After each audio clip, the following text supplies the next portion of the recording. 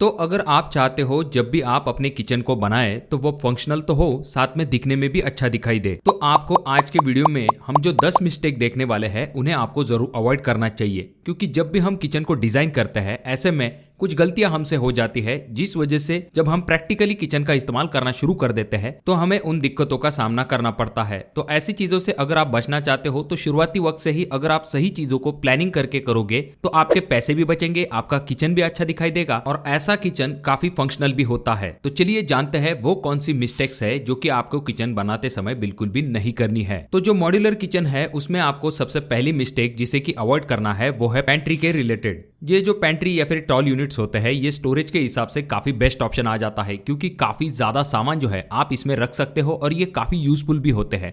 पर जब भी बात आती है इन पेंट्रीज को बनाने की तो लोग कुछ गलतियां कर देते हैं, क्योंकि आजकल बहुत सारी रेडीमेड पेंट्रीज जो है वो अवेलेबल होती है जिनमें आपको बहुत सारे कस्टमाइजेबल ऑप्शन भी मिलते हैं। पर बहुत सारे लोग यहाँ पर गलती ये करते हैं कि वो वायर शेल्फ वाली जो पेंट्रीज है उनका इस्तेमाल करना पसंद करते हैं।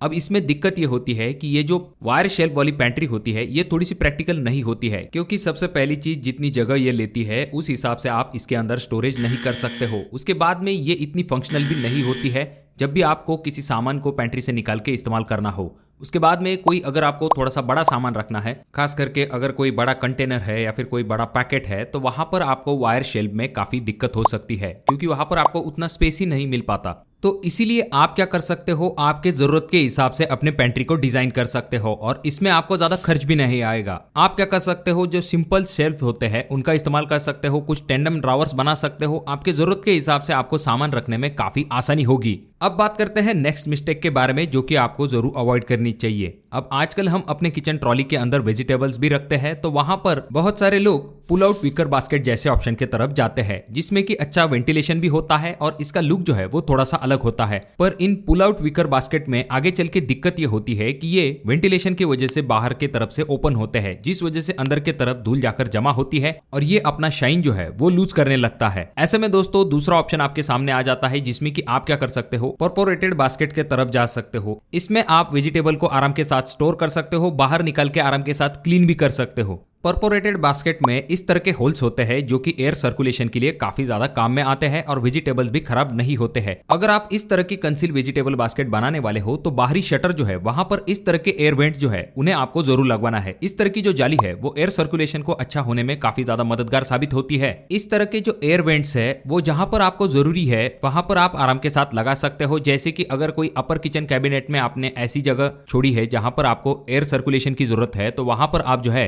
इस तरह के एयर वेंट्स लगा सकते हो। चाहे तो आपका सिंक वाला एरिया होता है तो वहां पर भी कभी कभी पानी वगैरह गिरता है, तो वहां पर एयर वेंट्स अगर आप देते हो तो ये काफी अच्छा साबित हो सकता है। अब यहाँ पर नेक्स्ट पॉइंट आ जाता है, जिसमें कि आपको ये ध्यान में रखना है कि आपके किचन ट्रॉली के अंदर आप जो बास्केट बनाते हो उसके लिए आपको कौन से ऑप्शन की तरफ जाना चाहिए। तो उसमें मेनली दो ऑप्शन आपके सामने होते हैं, पहला जो कि है टेंडम बास्केट और दूसरा जो कि है वायर बास्केट। इनमें से जो टेंडम बास्केट होती है वो काफी मजबूत होती है, काफी प्रीमियम लुक आपके किचन को देती है। तो आप चाहो तो उस ऑप्शन की तरफ भी जा सकते हो जहां पर आपको हेवी चीजों को रखना है, चीजों को ऑर्गेनाइज तरीके से रखना है, तो वहां पर आप जो है टेंडम बास्केट जैसे ऑप्शन की तरफ जा सकते हो।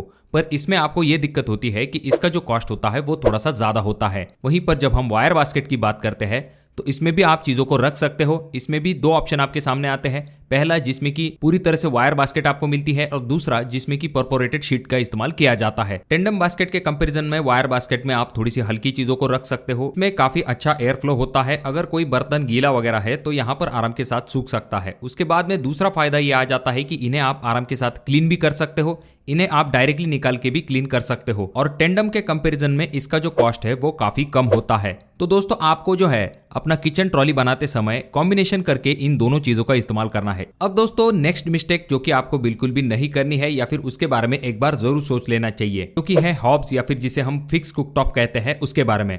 आजकल जो अल्ट्रा लग्जरियस मॉड्यूलर किचन बनाए जाते हैं वहां पर खास करके इन फिक्स कुकटॉप का इस्तेमाल किया जाता है, जो कि दिखने में काफी प्रीमियम और लग्जरियस दिखाई देते हैं। अब उन्हीं चीजों को लोग अपने किचन के अंदर भी बनवाना पसंद करते हैं, पर प्रैक्टिकलिटी के हिसाब से देखें तो ये जो फिक्स कुकटॉप होते हैं उनमें काफी दिक्कतों का सामना आपको करना पड़ सकता है। सबसे पहली चीज तो ये आ जाती है कि ये जो फिक्स कुकटॉप होते हैं उनका प्राइस जो है जो रेगुलर कुकटॉप होते हैं यानी कि जिसे हम गैस स्टोव भी कहते हैं उनके कंपैरिजन में काफी ज्यादा होता है। हालांकि उनमें फंक्शनलिटी भी ज्यादा होती है, पर ये जो फिक्स कुकटॉप होते हैं उनमें गैस की जो फ्लेम है वो थोड़ी सी कम आती है, क्योंकि खास करके ये यूरोपियन स्टैंडर्ड के हिसाब से बनाए जाते हैं, इसीलिए इंडियन कुकिंग के हिसाब से ये इतना कंफर्टेबल नहीं हो सकता है। वहीं पर जब हम बात करें नेक्स्ट, इसके लिए आपको आपका जो किचन काउंटर टॉप है उसे कट करना होता है। उसके बाद जाकर आपका ये जो हॉब है ये आपके किचन काउंटर टॉप के ऊपर फिक्स होता है। अब आगे चल के अगर आपके हॉब में कोई दिक्कत हो जाती है या फिर आप उसे चेंज करवाना चाहते हो, ऐसे में अगर आपको उसी साइज में हॉब मिल गया तो सही बात है, अगर नहीं मिलता है तो वापस से आपको आपका किचन काउंटर टॉप जो है उसे कट करना पड़ेगा। अगर साइज कम हो जाती है ऐसे में आपको पूरा का पूरा किचन काउंटर टॉप को ही बदलवाना पड़ सकता है। और अगली प्रैक्टिकल दिक्कत ये होती है कि ये जो हॉब होते हैं इनमें साइज जो है वो फिक्स होता है। खास करके हमने ये देखा है कि जब भी हम बड़े बर्तन का इस्तेमाल करते हैं तो जो रेगुलर हमारा कुक टॉप होता है यानी कि जो गैस स्टोव होता है, बड़े बर्तन जब हम उस पर रखते हैं और अगर हमें पीछे की तरफ साइज नहीं मिलती है तो हम उस कुक टॉप को हमारे तरफ खींच लेते हैं, जिस वजह से बैक साइड में काफी ज्यादा स्पेस भी बन जाता है और जो बड़ा बर्तन है वो हम आराम के साथ उस गैस स्टोव के ऊपर रख सकते हैं।